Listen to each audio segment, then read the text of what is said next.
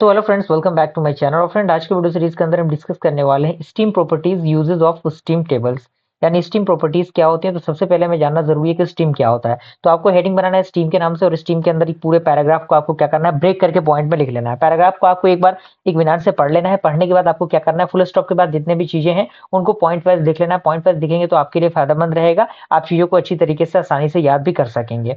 अब यहाँ पे कह रहा है कि what is dryness fraction. Dryness fraction क्या होता है, एक छोटा सा फॉर्मूला है, फॉर्मूला का डिस्क्रिप्शन है, आपको लिख लेना है। उसके बाद आपका आता है what is latent heat of vaporisation. यानी जो लेटेंट हीट होता है वेपोराइजेशन का, वो क्या होता है। तो इसके रिगार्डिंग जो भी फंडामेंटल से आपको लिख लेने हैं।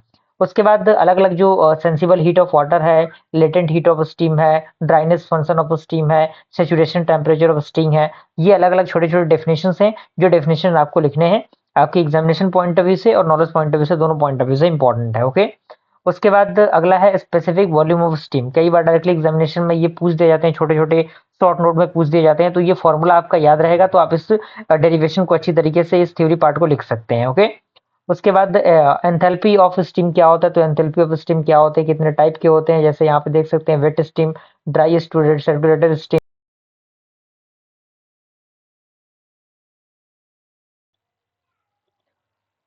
तो यहाँ पे आप देख सकते हैं इंटरनल एनर्जी यहाँ पे दिया गया है, कांस्टेंट प्रेशर है, यहाँ पे कांस्टेंट वॉल्यूम है। ये हमारा लास्ट यूनिट ही चल रहा है, यूनिट नंबर 4 का लास्ट ही टॉपिक है। अब यहाँ पे एंट्रोपी क्या होता है ये भी आपको अच्छी तरीके से देख लेना है। सारे प्रोसीजर काफी इजीएस्ट हैं, थोड़े थोड़े डेफिनेशन और थोड़े थोड़े डेरिवेशंस हैं जो कि आपके एग्जामिनेशन के लिए जरूरी हैं। इन सारे पॉइंट्स को आपको अच्छी तरीके से लिख लेना है, और एक बार पढ़ेंगे तभी आपको चीजें समझ में आएंगी। ये न्यूमेरिकल प्रॉब्लम में थोड़ा सा आपको प्रैक्टिस कर लेना है, न्यूमेरिकल क्वेश्चन, बाकी आपका काम बन जाएगा।